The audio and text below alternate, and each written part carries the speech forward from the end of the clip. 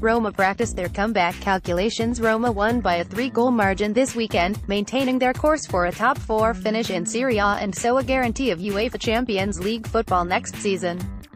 More importantly, the 4-1 victory at home to Chievo means they have won their last 2 league matches by 3 goals.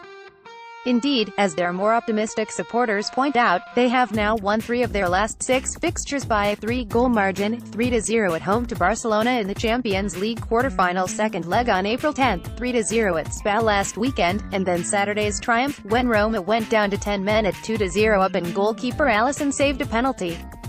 Good omens then for the mission improbable of Wednesday, when Roma must reverse the 5-2 deficit inflicted on them by Liverpool in the first leg of a helter-skelter European Cup semi-final. "My message is that we must believe," said manager Eusebio Di Francesco, who was heavily criticized for his tactics in the Anfield match. "We have received great results before in the Champions League, and we must finish Wednesday knowing we have done everything possible. Precedent does offer a little encouragement." Roma trailed 4-1 after the first 90 minutes against Barcelona and progressed. And then there is the Liverpool record as a team who can be blitzed as well as being expert practitioners of the sudden, irresistible wave of attack after attack. This is a Liverpool side who let a 3-goal lead at halfway through their trip to Sevilla turn into a 3-3 draw. This is a Liverpool side who at Tottenham and Manchester City lost 4-1 and 5-0 earlier in their league campaign. "The important thing is to do our best," said Edin Dzeko, scorer of the late goal at Anfield that regained a little Roma momentum and of 2 of Roma's 4 goals in the seesaw against Barcelona.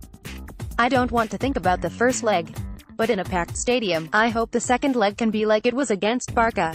Our staff predictions: John Turner. Why Bayern Munich will go on to win the title: John Macaulay. Why Liverpool will go on to win the title: Steve Luckings. Why Roma will go on to win the title: Graham Cahill. Why Madrid will go on to win title: Bayern's Franck Ribéry. Left could be a challenge for Real Madrid to deal with. Ronald Whittock, EPA. Zidane wary of Ribéry renaissance. Ribéry now looks 10 years younger. Spanish newspaper has noted after Real Madrid's 2-1 win in Munich in the first leg of their semi-final.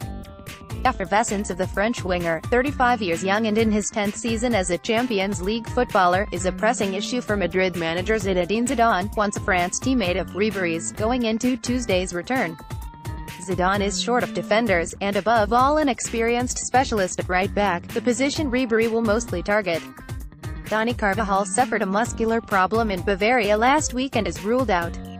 His natural deputy, the Moroccan Achraf Hakimi, is just 19 and has not been used in Europe since deputizing for Carvajal in the defeat against Spurs in the group phase, while versatile Nacho's recuperation from an injury sustained earlier this month has not progressed as hoped. Some resourceful thinking may be required, like asking inform winger Lucas Vazquez to step back into defense, as he did when Carvajal went off at the Allianz Arena. "Lucas is an option for us there," said Zidane, who also suspects he will be without playmaker Isco, who is troubled by shoulder pain. Dimitri Payet may inspire Olympique Marseille to their first European final in 14 years. Boris Horvat, AFP. Payet, the provider Olympique Marseille look close to their first European final in 14 years, thanks to the sharp delivery of captain Dimitri Payet. His 2 assists for the goals in the 2-0 lead they take to Red Bull Salzburg in the Europa League on Thursday were set up Snow's 15 and 16 of his last 20 matches in all competitions. Dare France manager Didier Deschamps exclude Payet from his World Cup squad?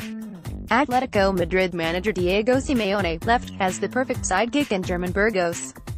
Dylan Martinez, Reuters. Simeone's sturdy sidekick Diego Simeone, banished to the stands during Atletico Madrid's 1-1 draw at Arsenal last week, is facing a touchline ban that could deprive his club of his vivid presence in the technical area for the rest of their Europa League campaign.